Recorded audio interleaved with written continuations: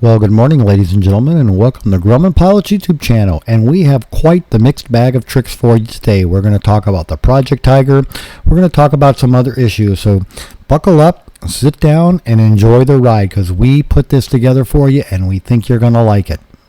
So we would like to ask you, please subscribe, hit the like button, and hit the notify to stay current with our content.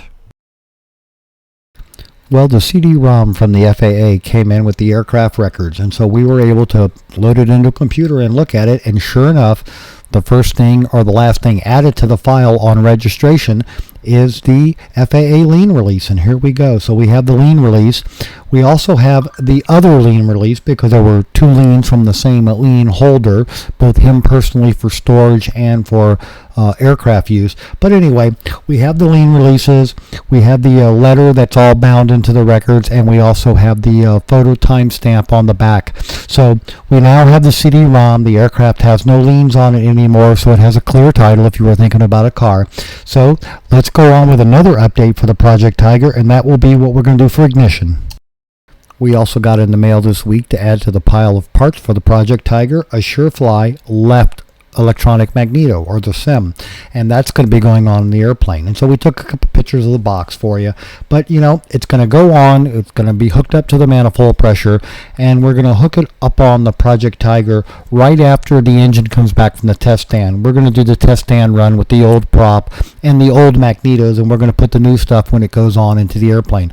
So stay tuned for more Project Tiger updates. So here's the update on the billeted HA6 carburetor that's on the Project Tiger. We sent it off to Russ at D&G for overhaul. It has an AD on it because of the loose mixture sleeve. This is an original new carburetor that came with the new billeted engine from Lycoming, but Russ can't do the AD. It has to go back to Marvell Shriver to be done. That's going to be $250 plus postage, and I'm waiting for them to call me back today and let me know how much is it going to be, because I want them, while they have the carburetor, to re-overhaul it, because it's been sitting for 13 years unused. I'd rather have a nice fresh carburetor put on there. That would be with the billeted. We also took the standard body HA6 and had one of them overhauled by Russ, so we have a backup carburetor if everything doesn't work out well with Marvell Shriver. So that's the update on the carburetor for the Project Tiger. We also redid the videos from our fixed tripod camera, so we have a 4K version of the engine teardown and the engine rebuild, and they're on the channel now. And I want to talk a little bit about 4K. We're not going to be doing a lot of it because of the sheer size of the files. In this case, one of the teardown videos was 40 gigabytes on the camera. By the time we wrote the video to disk, it was 105 gig. It took 18 hours to upload to YouTube. It took 3 days to process to be able to see it in high definition 4K on YouTube. So we're not going to be doing a lot of 4K unless it's something really stunning and we need really close detail. But that's an update on the 4K for those of you who are video heads and you want to know kind of about what 4K is all about. So we're going to be doing normal standard definition 1080p from now on. We also ran into some cam distress going through a customer's airplane. We had pulled a cylinder. We made a video on this, but we pulled a cylinder, looked inside the engine, and what we saw on the cam and the lobes is grounding the airplane. It's going to have to get an engine overhaul, and it was originally just coming in to have a compression enhanced by lapping the valves on cylinder number 2. Didn't work out real well. But anyway, that video's out on the channel, and we hope you don't find this on your airplanes. As far as cam distress goes, the biggest thing you can do is I guess use cam guard, and to fly your airplane regularly, even more important. So do that, folks, for me. And as just a quick reminder, we're going to be having a gathering at KHAO on September 11th and 12th for the annual flying circus that they have every year with remote controls. And then as a little treat for you, here's some pictures of Hopscotch and Sweet Pea sleeping on the sofa. It's been very warm here. Tarzan here found a spot by the curtains in the dining room, and of course the older boy, Freckles, he loves sleeping in the sunshine on the back porch. So that's an update on the cats. We also saw this recently again on another airplane. Customer comes in and says, I think my screws are loose on the spinner. He had 2 of them. When we examined the problem, it was the nylock washer, the little nylon washer that goes underneath the screw between it and the spinner had been worn by numbers of years of use and chattering, and had eventually broken and fallen off, and it had eroded the spinner a little bit. So again, for about $2, you can replace every nylon washer underneath the screws in your airplane. It's a good maintenance call. Do it every 10 or 15 years whether you think you need it or not. We were consulting on an airplane from another shop, and we came across these pictures, and we had to give the bad news to the owner that those are too deep for that spar to be used. So that spar is corroded and unairworthy.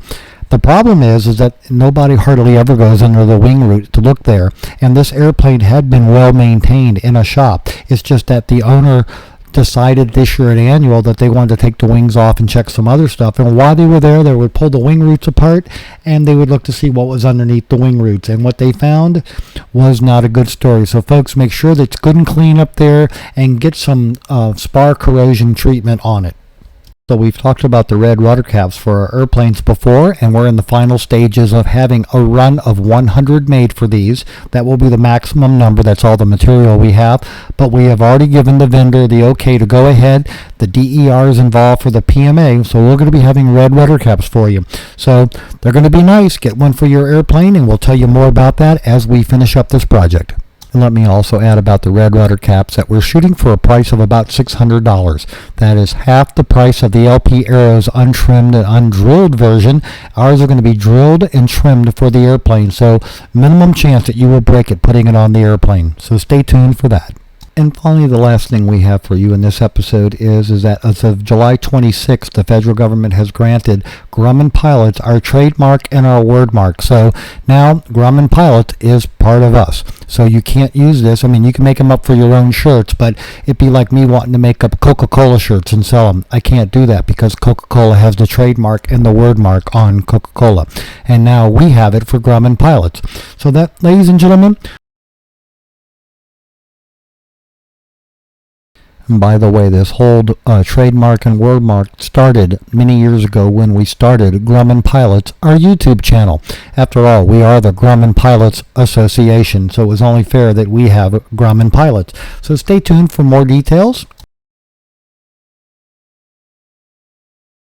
We hope you found all this useful and informative. Thanks so much for watching, and we'll see you in a week. Have fun flying your Grumman.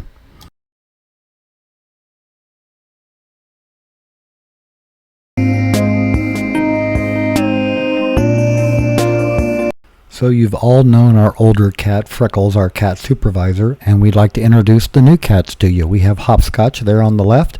The other small ginger is Tarzan. He came with that name, and his sister will be popping up in just a second, and her name is Sweet Pea.